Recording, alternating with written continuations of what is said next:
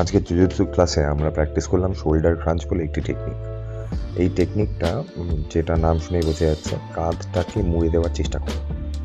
আসলে চেষ্টা করা হয় যেখান দিয়ে আমরা ঘড়ি পড়ি রিস্টে ঠিক সেই জায়গাটা দিয়ে অপোনেন্টের বগলের পেছন দিকটা চেপে ধরা, যাতে অপোনেন্টের কাঁধটাকে কিছুটা মাটির দিকে ঠেলে দেওয়া যায়।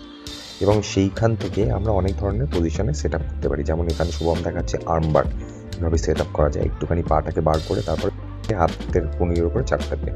তারপরে আমি একটা সুইপ দেখালাম এবং শুভম সেটাকে সেম জিনিসটাকে একটা অন্য ডিরেকশন থেকে দেখাচ্ছে, একদিকে থ্রেড করে অন্যদিকে সুইপটা ইউজ করা, সেটা হাতের ফোরাম দিয়ে। তারপরে এখানে আমরা প্র্যাকটিস করলাম আবার একটা ট্রায়াঙ্গেল বলে একটা সাবমিশন ধরা। তারপরে আমরা ক্লাসের স্টুডেন্টদেরকে বললাম এই পজিশনটা থেকে স্পারিং করতে, ড্রিল যেহেতু হয়ে গেছিলো তাই জন্য, যাতে তারা রিফাইন করতে পারে।